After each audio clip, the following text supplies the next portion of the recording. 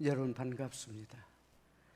특별히 창립 47년 주일 예배에 부족한 저를 초청해 주신 우리 남궁천수 목사님과 당회원들 그리고 모든 성도님들께 먼저 감사를 드립니다.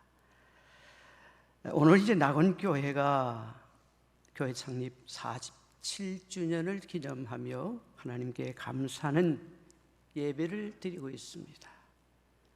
47년이라는 세월은 결코 짧은 세월이 아닙니다. 낙원교회가 47년의 세월을 보내면서 순탄하게 지낸 것만은 아닙니다. 아픈 굴곡의 시간도 있었습니다. 그럼에도 불구하고 계속해서 이 자리를 지키고 있었다는 사실 하나만으로도 정말 대단한 일이 아닐 수가 없습니다. 물론 낙원교회는 대형 교회가 된 것은 아닙니다. 그러나 교회는 건물이 아니라는 것입니다. 건물이 아니라 사람입니다. 얼마나 큰 건물을 가지고 있는가가 아니라 얼마나 좋은 믿음의 공동체를 이루 갖는가가 더 중요한 문제입니다. 지나온 은혜 47년을 감사하면서 앞으로 새로운 미래를 바라보는 낙원교회 성도들에게 하나님이 어떤 말씀을 주실지 기대하면서 우리 목사님으로부터 전화를 받고 오늘 말씀을 준비해 보았습니다. 그 앞에 말씀으로 교회의 정체성을 회복하라는데 말씀으로가 빠졌습니다. 말씀으로 교회의 정체성을 회복하라. 세계 기독교 교회사를 공부하다 보면 한 가지 중요한 사실을 알게 됩니다. 그것은 매 시대마다 신앙의 개혁과 갱신 또는 부흥 운동에는 언제나 하나님의 말씀을 재발견하는 일들이 있어 왔다는 사실입니다. 즉 살아계신 하나님의 말씀을 새롭게 발견하게 될 때에 그들의 삶이 하나님의 말씀과 접촉하게 될 때에 그래서 하나님의 말씀으로 돌아가는 운동이 일어날 때 그들의 신앙이 변화되고 삶이 변화되고 그러한 변화된 삶을 통해서 또한 교회가 새롭게 개혁된 놀라운 일들이 벌어지곤 했던 것입니다. 그 반대도 마찬가지입니다. 제 아무리 새로운 생명력을 가지고 시작된 기독교 운동이었다 하더라도 오랜 세월 동안 하나님의 말씀을 잊어버리고 하나님의 말씀과의 접촉점을 잃어버리면 결국 형식과 껍데기만 남게 됩니다. 그래서 어떤 일들이 벌어집니까? 아무런 감동도 주지 못하고 어떤 영향력도 행사하지 못하고 조그만 변화도 일으켜내지 못하고 그저 조직을 위한 조직으로 전락하는 것을 우리는 쉽게 찾아볼 수 있습니다. 이것은 세계 기독교라고는 거시적인 큰 흐름에서뿐만 아니라 한 교회의 역사와 한 개인의 삶에도 그대로 적용되는 진리입니다. 여러분이 지금까지 신앙생활을 온 과정들 한번 살펴보십시오. 여러분들의 신앙이 가장 뜨거웠던 때가 언제였습니까? 여러분들이 가장 뜨겁게 신앙생활하던 때는 바로 생명의 말씀에 접촉하게 되었을 때가 아니던가요? 달고 오묘한 말씀의 깊이를 발견하게 되었을 때 하나님의 말씀을 통해서 나를 향한 하나님의 음성을 듣고 나를 사랑하신 하나님의 마음을 깨닫게 되었을 때 가슴이 뜨거워지고 눈물이 쏟아지고 마음속에 주체할 수 없이 끓어오르는 벅찬 감격을 가지고 그렇게 신앙생활하지 않았던가요? 그때는 한 주일 내내 주일 예배를 기다리곤 했습니다. 누가 시키지 않아도 스스로 나서서 자원하여 봉사하곤 했습니다. 그러고도 마음에 기쁨이 있었습니다. 그런데 어느 순간부터 신앙의 열정이 식기 시작합니다. 점점 봉사한 일들이 부담스러워집니다. 그리고 주일은 왜 그렇게 빨리 돌아오는지요? 책임감 때문에, 체면 때문에 마지못해 나와 앉은 예배 시간은 왜 그렇게 길고 지루하고 졸리는지요? 왜 그렇습니까? 이 모든 일들은 하나님의 말씀과의 접촉점을 상실할 때에 생겨나는 극히 자연스러운 결과들입니다. 하나님의 말씀을 잃어버리면 신앙생활의 감격과 동력을 또한 잃어버리게 되는 것입니다. 교회 부흥이라는 것도 결국 하나님의 말씀의 부흥입니다. 말씀이 풍성해지면 교회는 자연스럽게 부흥하게 되어 있습니다. 하나님의 살아있는 생명의 말씀이 심령 속에서 살아 역사하기 시작하면 그 교회는 살아나게 되어 있습니다. 그러나 아무리 오랜 역사를 자랑하는 교회를 하더라도, 아무리 큰 예배당을 갖춘 교회라 하더라도 하나님의 말씀이 부실해지면 교회는 쇠퇴하고 텅텅 비게 되어 있습니다. 그런 교회 안에서 신앙생활하는 교인들은 건강하고 행복하게 지내지 못합니다. 행복하지 못한 교인들이 하는 일이 무엇일까요? 싸우는 일입니다. 별것 아닌 일 가지고 투닥투닥 싸우게 됩니다. 그런 내부적인 갈등과 다툼은 결국 재산권 싸움으로 끝나게 되는 것을 봅니다. 사랑하는 여러분, 세계 기독교 역사는 이것이 반복이었습니다. 하나님의 말씀을 발견하면 새로운 운동성을 가지고 부흥합니다. 그러다가 하나님의 말씀을 놓쳐버리면 운동성을 상실하고 쇠퇴합니다. 여러분이 아시다시피 우리 개신교의 출발점이 된 마틴 루터의 종교개혁 운동을 한번 보십시오. 개신교 운동은 바로 하나님의 말씀을 재발견함으로써 시작되었습니다. 오직 성경으로, 오직 말씀으로. 이게 그 유명한 종교개혁 운동의 슬로건이었습니다. 오직 하나님의 말씀, 하나님의 말씀으로 돌아가자는 운동에 오늘날의 개신교를 낳게 된 것입니다. 초대교회도 마찬가지였습니다. 초대교회 운동을 한번 보십시오. 그 운동의 핵심에는 말씀을 배우는 일에 대한 헌신이 있었습니다. 사도행전 2장 42절에 보면 이렇게 말씀합니다. 그들이 사도의 가르침을 받아 서로 교제하고 떡을 떼며 오로지 기도하기를 힘쓰니라고 되어 있습니다. 그런데 사도의 가르침을 받았다는 말 세번역 성경은 사도들의 가르침에 몰두하여라고 번역합니다. 이 부분을 영어 성경으로 번역하면 더욱 분명합니다. 다시 말씀드려서 그들은 사도의 가르침을 받는 일에, 하나님의 말씀을 배우는 일에, 성경을 읽는 일에 마음을 쏟고 시간을 바치고 헌신했다는 것입니다.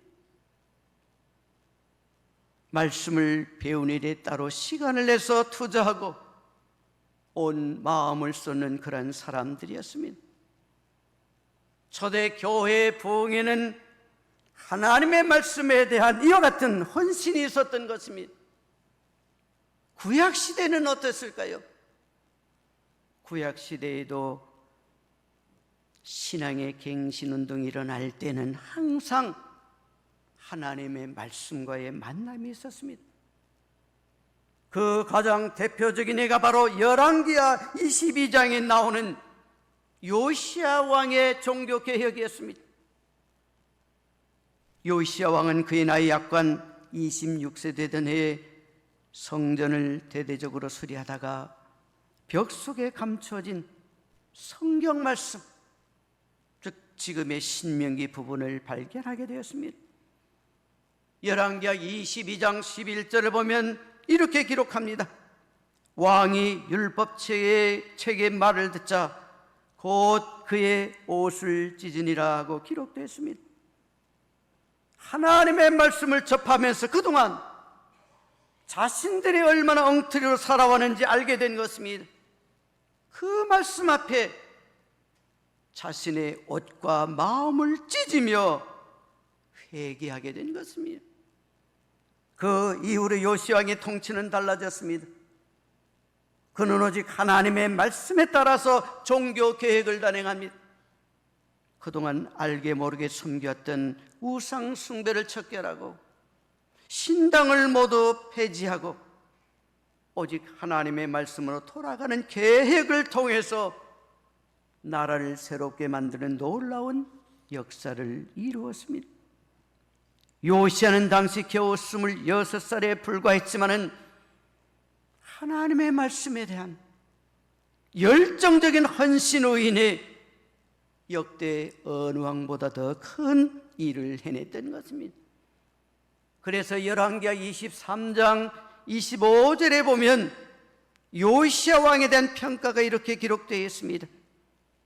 요시야와 같이 마음을 다하며 뜻을 다하며 힘을 다하여 모세의 모든 율법을 따라 여호와께로 돌아온 왕은 요시야 전에도 없었고 후에도 그와 같은 자가 없었더라.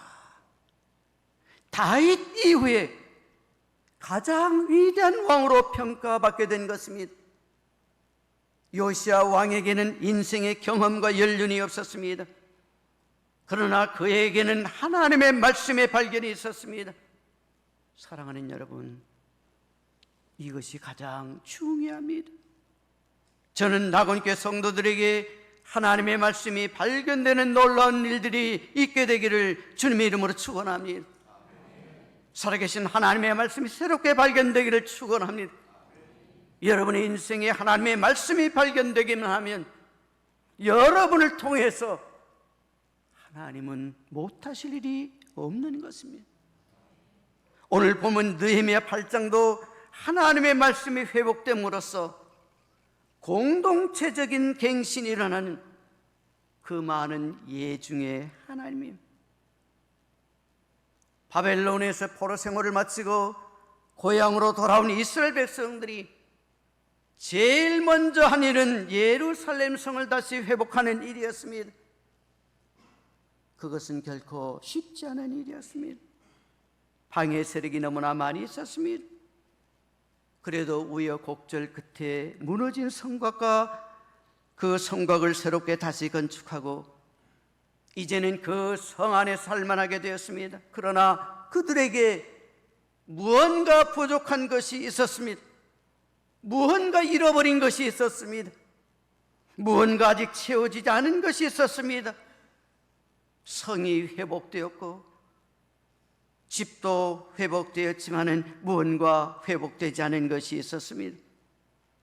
예루살렘 성벽이 완전한 위협을 달성했음에도 불구하고 자신들에게 가장 진정 필요한 것은 그렇게 겉으로 드러나는 것이 성국이 아니었음을 깨달았습니다. 그래서 그들은 어떻게 합니까? 모였습니다. 무엇 때문에 그들이 모였습니까? 오늘 성경은 이렇게 말합니다. 제사장인 에스라에게 하나님의 율법책을 가져오도록 청했다는 것입니다. 누가 시키지 않았습니다. 그들 스스로가 하나님의 율법책을 자신들 앞으로 가져달라고 요청했다는 것입니다.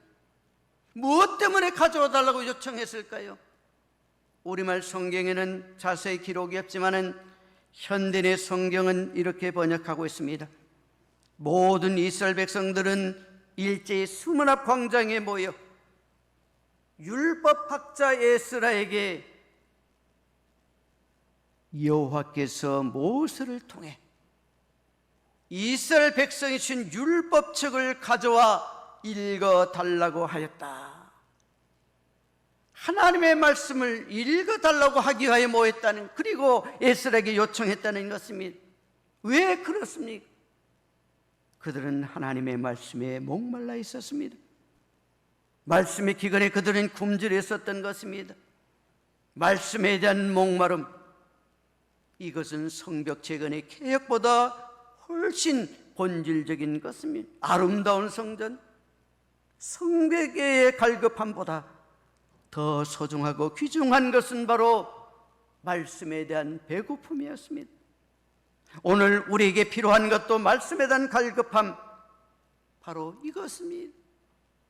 낙원 교회가 부흥의 역사를 이루고자 한다면 절대적으로 필요한 것이 바로 이것입니다. 여러분들에게 필요한 것은 그 옛적 이스라엘 백성들이 가졌던 말씀에 대한 갈급함, 그 마음입니다. 그렇습니다. 믿음의 공동체가 다시 회복되고 부흥하는 일에는 반드시 하나님의 말씀에 대한 갈증이 있어야 합니다. 교회 건물을 아름답고 웅장하게 짓는다고 교회가 부흥되는 것은 아닙니다. 최고의 찬양대를 조직하고 훈련시켜서 최고의 음악을 들을 수 있다 하더라도 그것 때문에 교회가 부흥하는 것은 아닙니다. 심지어 세계 최고의 설교가를 모셔온다 하더라도 성도들의 마음속에 하나님의 말씀을 간절히 사모하는 마음이 없다면 하나님의 교회는 결코 부흥될 수가 없습니다.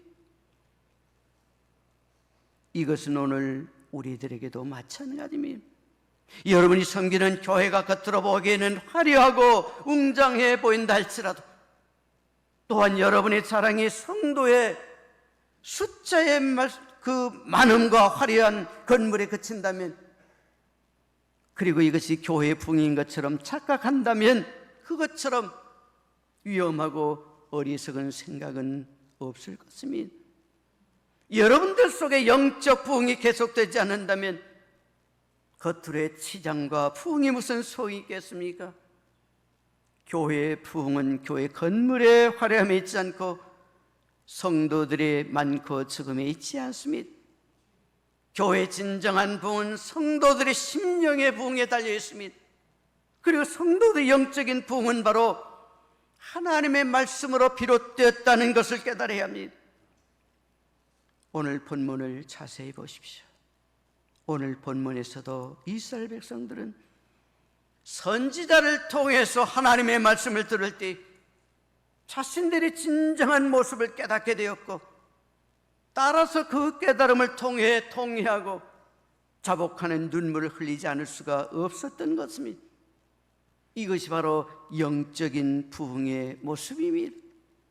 하나님께서 나에게 허락하신 말씀의 거울 앞에 내 자신의 모습을 돌아볼 때 내 자신의 추함을 깨닫고 회개하는 심령, 바로 여기에 영적인 부흥이 일어납니다. 저는 여러분들의 마음에 하나님의 말씀을 간절히 사모하는 마음이 회복되기를 축원합니다. 하나님의 말씀에 대한 기대를 가지고 나올 수 있기를 축원합니다. 에스라에게 하나님의 말씀을 가져 읽어주기를 요구했던 이스라엘 백성들처럼 하나님의 말씀에 대한 갈급한 심령을 가지고 하나님께 예배하는 자리 되시기를 주님의 이름으로 축원합니다. 자, 이제 오늘 본문을 자세히 봅니다. 하나님의 말씀을 듣기 위해 모인 사람들이 어떤 사람이었습니까? 오늘 본문 2절을 주목하시기 바랍니다. 본문 2절 말씀 한번 같이 읽겠습니다. 2절입니다. 일곱째 달 초하루에 제사장 에스라가 율법책을 가지고 회중 앞 곧 남자나 여자나 알아들을 만한 모든 사람 앞에 이르러, 여기 보면 우리말로 표현하면 남녀노소 불문하고라고 말할 수 있습니다. 여러분, 어린아이들도 하나님의 말씀을 들을 수 있습니다. 난 넣고 기억자 모르는 분들 하나님의 말씀은 알아들을 수 있습니다. 하나님의 말씀을 듣기 위해서 가장 중요한 것은 뭐냐? 우리의 마음이라는 것입니다. 가방끈이 필요 없습니다. 하나님의 말씀을 듣기 위해 우리의 갈급한 마음, 그 심령이 중요한 것입니다. 왜 하나님의 말씀이 중요합니까? 성경 한 구절을 찾아봅니다. 생명의 말씀이, 하나님의 말씀이 우리에게는 어떤 말씀일까요? 시편 19편 7절에서 9절 말씀을 봅니다. 815페이지 보겠습니다.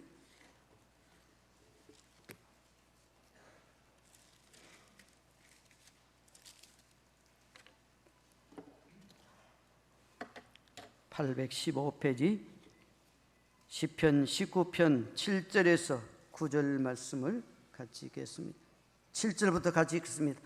여호와의 율법은 완전하여 영혼을 소성시키며 여호와의 증거는 확실하여 우둔한 자를 지혜롭게 하며 여호와의 교훈은 정직하여 마음을 기쁘게 하고 여호와의 계명은 순결하여 눈을 밝게 하시도다. 여호와를 경외하는 도는 정결하여 영원까지 이르고 여호와의 법도 진실하여 다 의로우니. 오늘 여기 가만 보십시오. 성경의 명칭을 6가지로 소개하고 있습니다. 또 그들의 성경의 특징을 또한 6가지로 설명합니다. 성경의 6가지 특징은 무엇이냐? 첫째는 완전하다는 것입니다. 하나님의 말씀은 완전하다는 것입니다. 두 번째는 확실하다는 것입니다. 거짓이 없다는 것입니다. 세 번째는 정직하다는 것입니다. 네 번째는 순결합니다. 다섯 번째는 정결합니다. 여섯 번째는 진실합니다. 성경의 효능도 마찬가지입니다. 6가지로 설명되고 있습니다. 첫째는 영혼을 소성시키십니다. 둘째는 우둔한 자를 지혜롭게 합니다. 셋째는 마음을 기쁘게 합니다. 넷째는 눈을 밝게 합니다. 다섯째는 영혼까지 이릅니다. 여섯째는 다 의롭습니다. 마치 다이아몬드에 여러 면이 있듯이 하나님의 말씀의 성경도 여러 각도로 설명될 수 있습니다. 여기서 우리가 반드시 명심해야 할 중요한 사실이 있습니다. 성경에는 우리가 필요한 모든 것이 다 들어있다는 사실입니다. 모든 것입니다. 그것을 성경의 충족성이라고 부릅니다. 단 3줄의 말씀으로 성경의 충족성에 대해서 우리에게 분명하게 밝히고 있습니다. 우리에겐 성경 이외에 다른 계시가 필요하지 않습니다. 왜냐하면 우리는 성경만으로 충분하기 때문입니다. 우리는 성경만으로도 족하기 때문입니다. 하나님의 계시는 성경만으로 충분합니다. 하나님은 우리가 알고 싶어하고 우리가 필요한 모든 것을 성경에 다 계시하셨습니다.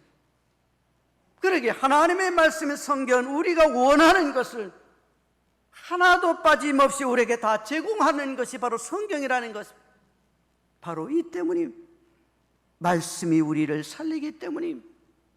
그래서 하나님의 말씀입니다. 중요한 것은 하나님의 말씀을 사모하는 마음입니다. 이스라엘 백성은 지금 하나님의 말씀을 너무나 사모하고 있었습니다.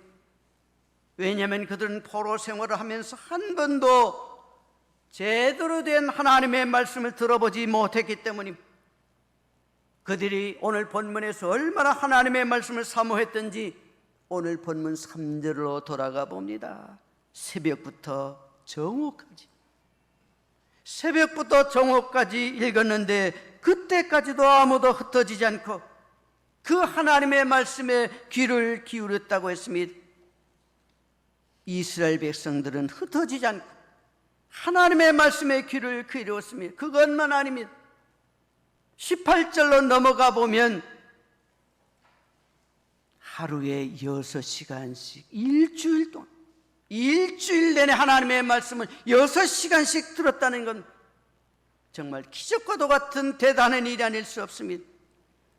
이스라엘 백성들은 이런 말씀을 사모하는 뜨거운 열심이 있었기 때문에 일주일 내내 새벽부터 수문학 광장에 모여서 오전까지 말씀을 들었습니다. 그들은 그동안 하나님을 잊어버리고 살았던 것을 원통하게 생각하면서 말씀을 들려달라고 부르짖었던 것은 이것이 영적 대각성 부흥회입니다. 사랑하는 여러분, 성경 말씀은 장식품이 아닙니다. 말씀은 우리의 삶을 바꿔놓습니다. 말씀은 우리의 어질ප했던 삶을 정돈하는 힘이 있습니다. 말씀은 우리의 심령을 찔러 쪼개 놓을 수 있습니다. 다른 것으로 삶이 바뀌는 것이 아니라 말씀의 능력으로 바뀌는 것입니다. 사슴이 시냇물을 찾아 갈급한 것처럼 우리들의 영혼이 하나님을 찾기에 갈급한 심령을 가질 때 회개의 역사가 나타납니다. 여기에 심령의 변화가 일어나는 것입니다. 사랑하는 여러분, 현대 문명의 엄청난 발전으로 우리 인간이 바뀌지 않습니다. 하나님의 말씀이 있어야 합니다. 그 말씀은 그저 그렇게 들려지는 것이 아닙니다. 그 말씀 우리를 변화시키는 힘이 있습니다. 부흥은 다른 데서 오는 것 아닙니다. 말씀의 수술을 통하여 이루어지는 것입니다. 사랑하는 여러분, 오늘 본문을 통하여 성벽 재건보다 더 우선적인 것이 무엇이었다가요? 말씀을 듣는 것이었습니다. 그런데 그 말씀에 대한 갈급함에는 우리가 갖춰야 할 중요한 태도 한 가지가 첨가되어 있는 것을 발견하게 됩니다. 그 말씀을 보는 우리의 태도가 어떠해 되는가 하는 것입니다. 오늘 본문 5절의 말씀을 보겠습니다. 느헤미야 8장 5절의 말씀입니다.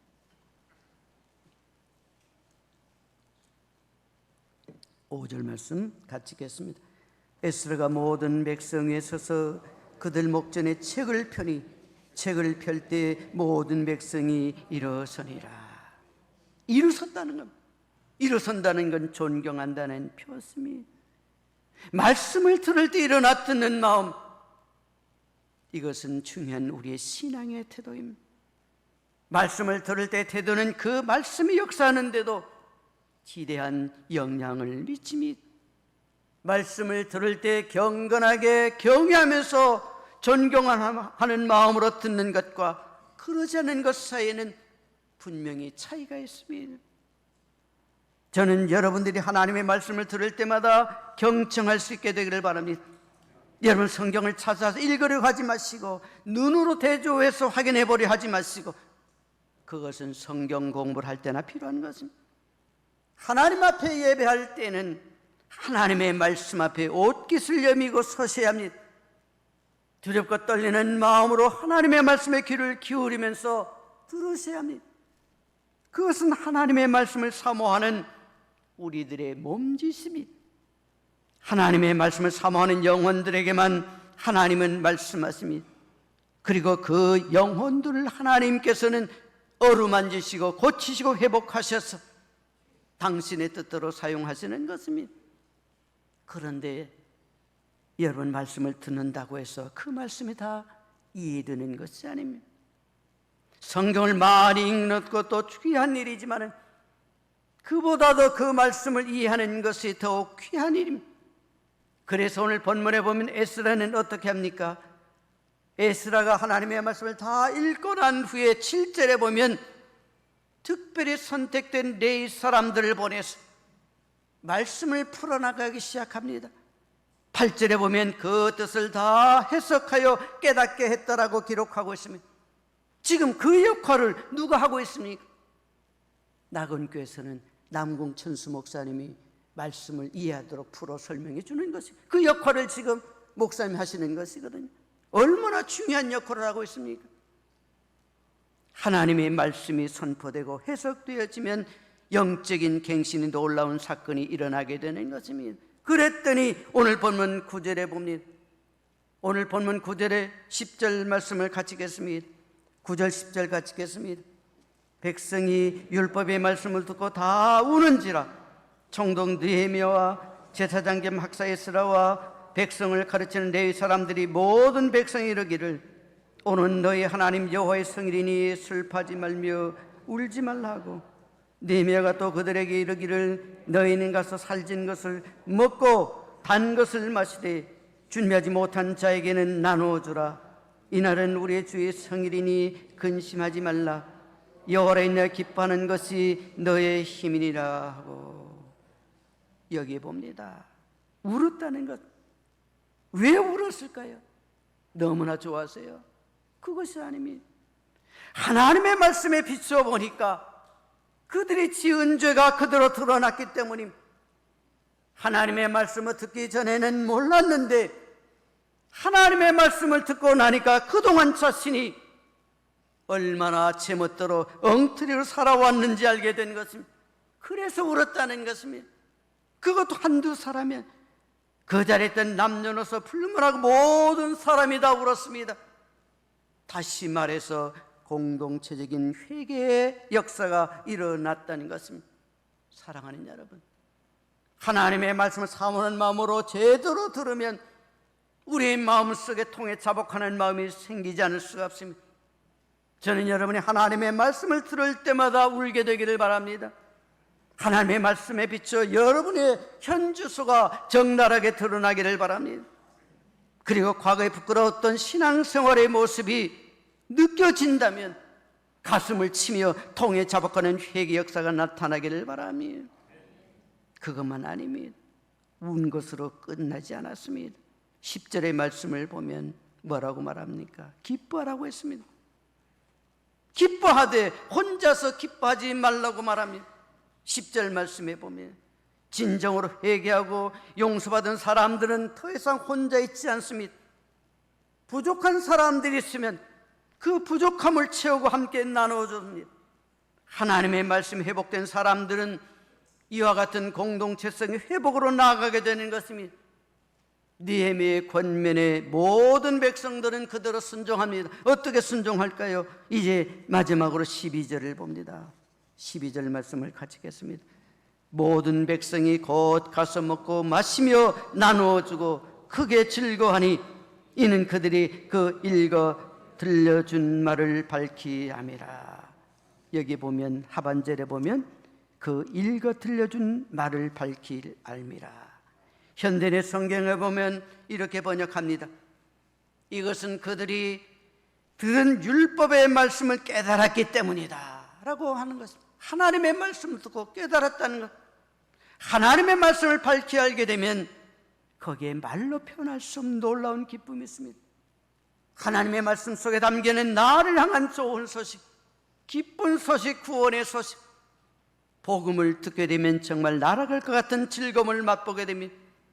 저는 나군교 성도님들이 모두 이러한 말씀의 맛을 보게 되기를 원합니다.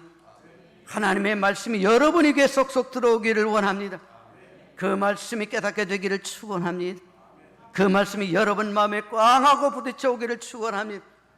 그 말씀이 다른 사람에게 주시는 말씀이 아니라 바로 나 자신을 위한 하나님의 음성을 깨달을 수 있기를 축원합니다.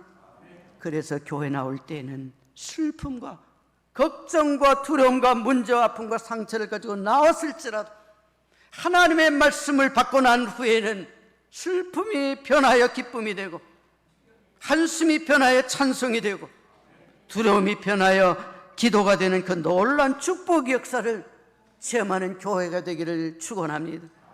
사랑하는 여러분, 오늘 우리에게 하나님의 말씀이 주어졌다는 것, 세상 사람들이 모르는 이 축복, 최고의 축복입니다. 독일의 철학자인 칸트는 이렇게 말합니다. 우리에게 성경이 있다는 것은 인류가 소유한 최대의 축복이며 이를 없인 여기는 것은 죄악이다 라고 말하고 있습니다. 진실로 그렇습니다. 성경은 책 중에 책이고 이 세상의 어떤 책도 성경과 비교할 수 없습니다. 그럼 우리들은 우리 심령의 회개와 부흥 그리고 생명을 가지던 하나님의 말씀을 참으로 소중하게 여길 뿐만 아니라 그 말씀이 명하고 가르치는 바대로 순종하며 살아가시기 바랍니다. 그러면 어떻게 될까요? 그러기 위해서 수문 앞 광장에 모든 백성이 일제히 모여서 말씀 듣기를 사모했던 것처럼 나그네께 모든 성도님들이 모이기를 힘쓰기를 바랍니다. 그럴 때마다 말씀이 회복되고 죄의 문제가 해결되고 기쁨과 감격이 임하게 되고 함께 먹고 마시며 나눠주면서 크게 즐거워하는 믿음의 공동체가 회복될 것입니다. 모두 하나님의 말씀으로 돌아가시기 바랍니다. 말씀으로 돌아가는 것은 우리의 몫이요 교회를 부흥시키시는 것은 하나님의 몫입니다. 모일 때마다, 기회가 있을 때마다 열심히 목사님이 전해주는 말씀을 듣고 이해하고 배우고 말씀을 발견하며, 그러면 여러분의 인생이 달라질 것입니다. 낙원교회가 부흥할 것입니다. 이와 같이 하나님의 생명의 말씀이 회복되는 놀라운 역사가 여러분 가운데 풍성하게 나타나시기를 주님의 이름으로 축원합니다.